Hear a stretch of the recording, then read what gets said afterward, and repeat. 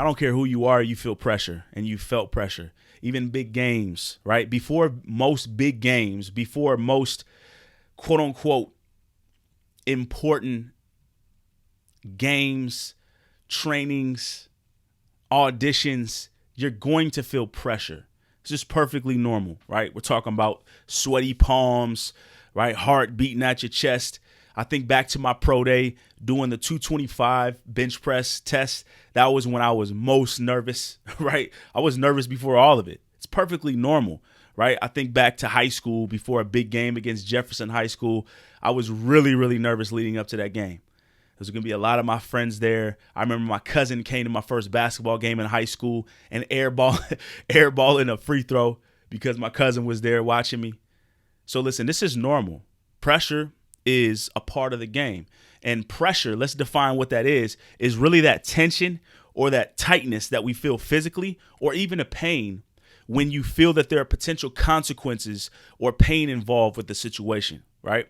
So as it relates to a game, that pressure is because of the consequences of losing or performing poorly, right? I didn't want to disappoint or look bad in front of my cousin. I didn't want to perform poorly in my 225 bench press and not make it to the NFL, which was a lifelong dream of mine, right? These are a lot of consequences or potential pain that can happen as a result of how well or not well we perform during that particular situation.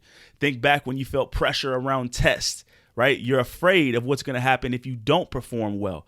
So that pressure is normal, right? And the consequences, again, differ from person to person.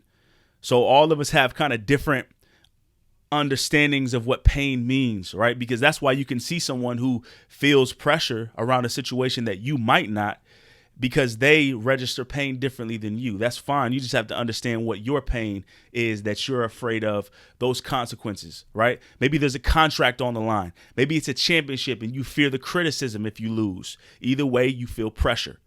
So like they say, pressure is a privilege because it does allow us opportunities to tap into something greater. All of us have been in a time where we felt the pressure and it's brought out the best in us, right? We've also been in situations where we felt the pressure and it's lowered our play.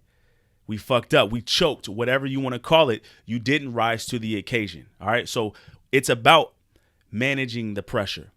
The key, the challenge is managing that pressure.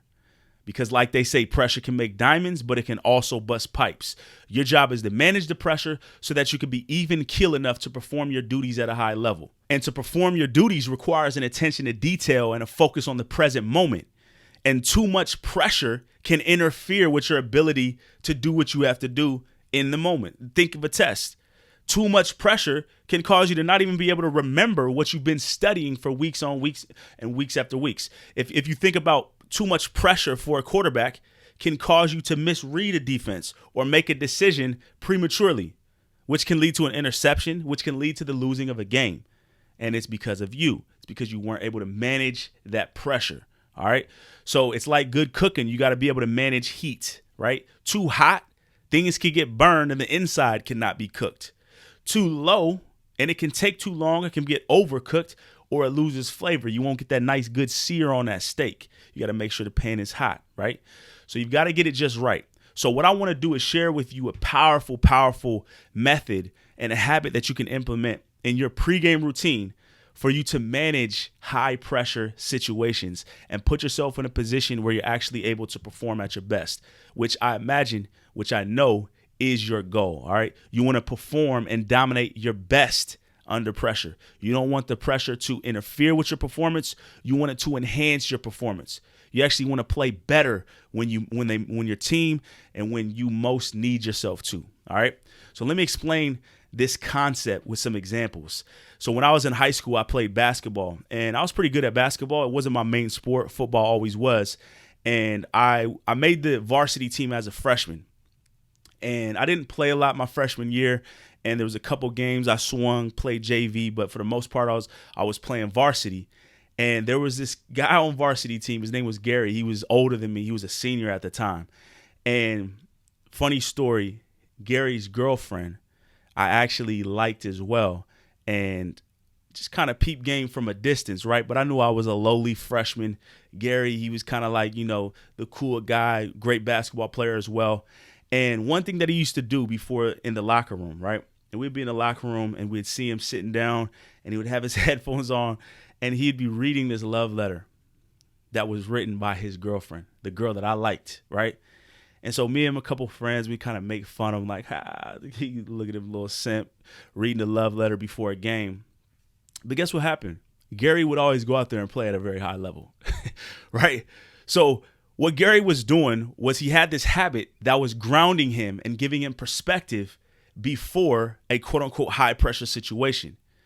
Before he went out there and experienced high pressure and feared consequences of losing, etc., which he feared just like anybody else, he would remind himself of something that he had to look forward to, right? By reading this love letter, giving him perspective, thereby lessening the pressure. I'll give you another example of this, and this is a powerful example. When I was a rookie in the NFL, right, and I was a rookie free agent, meaning I was one of like about 18 guys, and most rookie free agents get cut. And the preseason games are very important, especially the last preseason game. So I remember we played against, I think it was Miami, right? Last preseason game in the Superdome, and I was a fullback. And right before that game, so I have 5 children.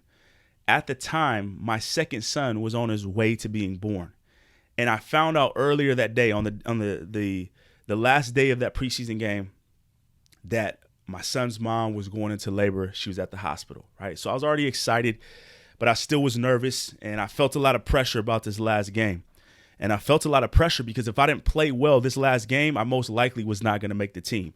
There was a total of 3 fullbacks on the roster. Both of them were older than me, and one of them was definitely better than me. He was a certified vet at the time. I was a rookie. All right, this guy was better than me. Now, I had the potential to be better, but he was better than me. This guy was certified, been there. And then the other guy, I felt I was better than him, but again, he had been in the league longer than me.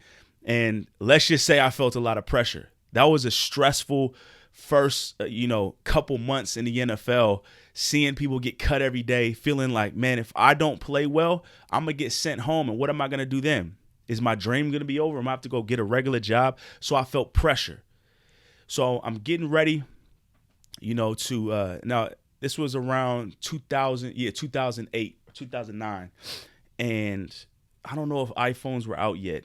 Nah, I think it was right around. Yeah, I didn't have an iPhone at that time.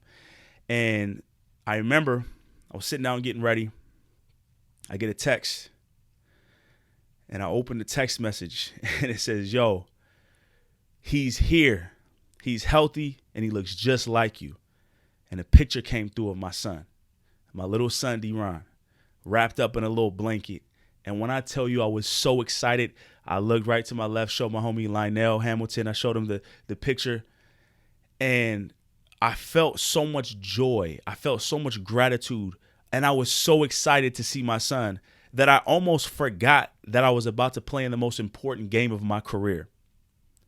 Of course, I remembered, finished getting dressed, went out. I remember warming up, just feeling happy, smiling like, woo. You know why? Because either way you sliced it, whether I made the team, that was great.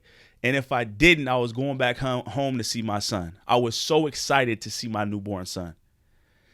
And when I tell you I had probably the best, most carefree game of my life, I had so much fun playing.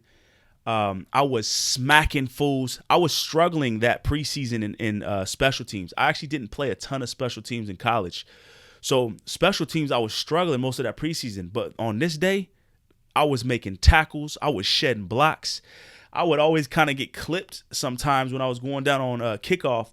On kickoff return, I would get clipped. I just wasn't able to see. It felt like so chaotic. But that day, I was aware, I was alert, and I was having fun. To the point where Coach Sean Payton the next day, he said, listen, I haven't looked at the film yet, but he said, you have a place on this team. And you know why? Because I heard you out there. He heard me hitting people so hard. He said, look, I don't know. We're going to figure out a place for this dude on the team. And he sent me back home. And I always appreciate Coach Sean Payton for this. He sent me back home to visit my son, gave me a few days off, flew me back out. They paid for it all too, man. It was legit. But my point is, what happened there was I had something before that high pressure situation that grounded me, that took me away from the pressure of the moment. And when I went back to the pressure of the moment wasn't that much pressure anymore. I lowered the pressure to the point where I was able to do what I'd already trained to do at a high level. I've also been in situations where the pressure is so high that I wasn't able to do it. And I actually got more tired. There was a game against Oakland the next season where I felt so much pressure and I was in great shape. I was always an athlete that went to great lengths to be in the best shape that I could, especially leading up to the season, especially later on in my career. It was like, there's no way in the world I'm going to be out of shape. But I went to this game in Oakland, man. I was tired like after the first rundown on kickoff. And I was like, what's going on? I just felt so much pressure. All right. So listen, by focusing on something that's either bigger or more significant than the moment, or even just a brief intermission from the pressure, it grounds you more in the present moment without all that added pressure. Right? Just think, when you're in a high pressure situation, the narrative builds in your head only creates more tension. You're like, man, if I don't do this, then I'm gonna get cut. And if I don't lift this 225 at least 20 something times, then they're gonna think this, and I might not get picked up by a team. And so all of that, the pressure is like builds momentum, and next thing you know, you're psyching yourself out, right? But if you have something that distracts you from that and gives you perspective, you can lessen the pressure and focus more on the task at hand, right? When we give ourselves that perspective, the moment doesn't feel as dramatic, and it allows us to simply do our job. Assuming, of course, you prepare to do your job. Because if you're not prepared to do your job, I don't care what you do before a game, you're probably not going to perform at a high level if you're not prepared to do that. Assuming you've prepared, assuming you've trained, assuming you've done the things to get yourself in shape. But again, we all know this doesn't guarantee great performance because we've all been there, right? So this is the habit that I want you to develop.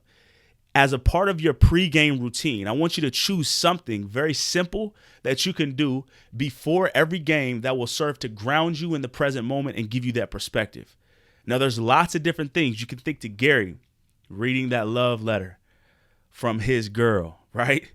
You could think of that moment when my son was born right before the game. Now, of course, you can't have a newborn son before every game, but could you do something to remind you of that? Can you look at pictures of your family? Can you listen to certain types of music? Can you play video games? Can you meditate? Can you visualize? Can you watch a video from childhood? Can you read a Bible verse or something from, your spiritual book of preference? Either way, and again, you're going to have to figure out which one works for you, and you'll know it works for you because it gives you that perspective. For me, music always did that a lot as well, right? For me, I was also one of those athletes. I wasn't a big like, I got to get in my zone type like that. A lot of laughing and just kind of a free spirit helped me out before a high pressure game. Not like, listening to Eminem, Lose Yourself and getting all hyped like that. I liked more fun, upbeat music and just dancing around, talking to people. I didn't really like a lot of banging on my helmet and all that type of stuff. That didn't really do a lot for me. But for you, it might work. Either way, you will feel an ease of pressure and you can see the moment for what it really is, which is what? A moment. That's all it is. You will get more of these moments. If you're LeBron James in your very first championship, are you going to get more of those moments? Sure, he got more of those moments. And if you don't get more of those moments, guess what? You'll get more moments like these in other areas that are also important. And if you don't get more moments like these in other areas of your life that are important, then it means you're dead. And if you're dead, none of this shit matters anyway. So what's the pressure there? But right now, you're here. You're alive right now. And that's all you could really ask for.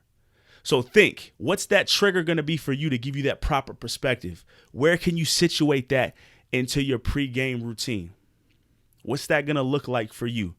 And let me know in the comments. I want to hear about what habits that you have that help give you that perspective and maybe some new ideas for what you could do moving forward to get you locked in and able to handle those high pressure situations and perform your best when it matters most. All right. So great seeing you today. I'm going to see you on the next video. Peace out.